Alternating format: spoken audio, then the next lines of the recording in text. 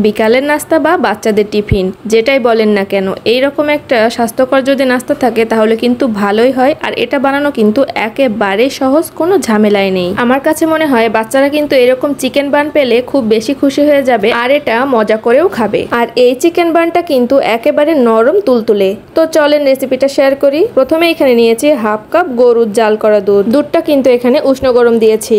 তো তার সাথে দিয়ে দিচ্ছি 1 চামচ ইস্ট। তো এই ইস্টটা কিন্তু আপনারা বাজারে যে কোনো বড় মুদি দোকানে পেয়ে যাবেন। আর দিচ্ছি 1 চামচ চিনি দিয়ে ভালো করে একটু মিশিয়ে নিয়েছি। এখন এটা রেস্টে রেখে দিচ্ছি প্রায় 15 মিনিট। 15 মিনিট পর এই ইস্টটা কিন্তু একটু বুদবুদ হয়ে যাবে, তখনই মনে করবেন এটা হয়ে গিয়েছে। এখন দিয়েছি 1 কাপ আটা আর পরিমাণ মতো লবণ। আপনারা চাইলে এখানে ময়দাটাও দিতে পারেন।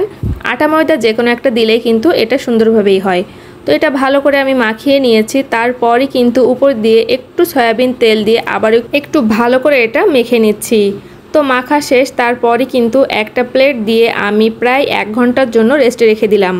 তো এই ফাঁকে কিন্তু আমি চিকেনের পুরটা তৈরি করতে চলে এসেছি। চুলাতে কিন্তু আগে থেকে একটা ফ্রাই প্যান দিয়ে অল্প একটু তেল দিয়ে এখানে দিয়েছি কিছু চিকেন, দিয়েছি 1 চামচ আদা রসুন বাটা, আর দিয়েছি পরিমাণ মতো লবণ, পরিমাণ মতো হলুদ, আর হাফ কাপের মতো দিয়েছি পেঁয়াজ কুচি, কিছুটা দিয়েছি কাঁচামরিচ কুচি দিয়ে ভালো করে কিন্তু এটা নেড়েচেড়ে নিচ্ছি।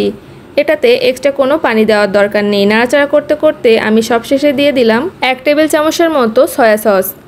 তো এটা দিয়ে ভালো করে আবার একটু নাড়াচাড়া করতে করতে যখন মাংসটা একেবারে নরম হয়ে এসেছে তখনই কিন্তু এটা আমি চুলা থেকে নামিয়ে নিয়েছি।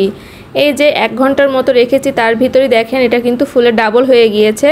তো এটা আরও একটু বেশি সময় রাখলে আরও বেশি ফুলতো। তো সময় নেই খুব বেশি একটা হাতে, এর জন্য কিন্তু তাড়াতাড়ি আপনাদেরকে আমি এটা দেখিয়ে দিচ্ছি। তো এই ডোটা কিন্তু আমি আবার একটু ভালো করে মুথে নিয়েছি। তারপরে এখান থেকে 5 পিস আমি কেটে নিয়েছি।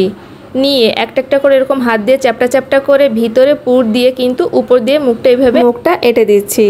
তো আপনারাও কিন্তু এইরকম করে দিবেন, তাহলে কিন্তু আপনাদের এই চিকেনের পুরটা আর বাইরে বের হবে না। যে কোনো রেসিপি আমি চাই আপনারা খুব সহজভাবে আমার কাছ থেকে শিখে নেন। তো এই যে আপনাদের দেখানোর জন্য কিন্তু আমি আরও একটা এরকম সুন্দরভাবে দেখিয়ে দিলাম। তো একটু দেখে বুঝে নেবেন আমি কিভাবে কি করছি। তো এখানে কিন্তু সবগুলো আমি একইভাবে তৈরি করে নিয়েছি। এখন চুলাতে একটা পাত্রে কিছুটা তেল গরম করে নিয়েছি আর এর ভিতরে কিন্তু সবগুলো আমি দিয়ে দিচ্ছি। এই যে দেখেন তেলে দেওয়ার পরে কিন্তু এগুলো একটু একটু করে ফোলা শুরু করেছে। আর এগুলো কিন্তু এপিট ওপিট আমি লাল লাল করে ভেজে নিচ্ছি। আর এগুলো কিন্তু খুব বেশি সময় লাগে না ভাজতে। তো বেশ কিছুক্ষণের ভিতরেই কিন্তু এগুলো হয়ে গিয়েছে। আর এই যে আমি তেল ঝরিয়ে এক একটা করে উঠিয়ে নিচ্ছি। তো মাশাআল্লাহ দেখেন এগুলো দেখতে কত লোভনীয় হয়েছে আর এটা খেতে কিন্তু দারুণ মজা। আমার মনে হয় এইরকম চিকেন বান যদি বাচ্চারা পায় তাহলে কিন্তু ওরা অনায়াসেই খেয়ে নিবে। তো আপনারাও কিন্তু বাড়িতে বসে এত সুন্দর চিকেন বানটা খুব সহজেই তৈরি করে নিতে পারেন। তো আমার আজকের ভিডিওটা আপনাদের কাছে কেমন লেগেছে অবশ্যই কিন্তু কমেন্ট করে জানাবেন। যদি ভালো লেগে থাকে তাহলে লাইক কমেন্ট শেয়ার করেই পাশে থাকবেন। আর এরকম নিত্য নতুন রেসিপি পেতে আমার শিলাস কিচেনের এই পেজটা ফলো করতে যেন ভুলবেন না। তো আজকের মতো এখানেই বিদায় নিচ্ছি। সবাই অনেক অনেক বেশি ভালো থাকেন। আল্লাহ হাফেজ।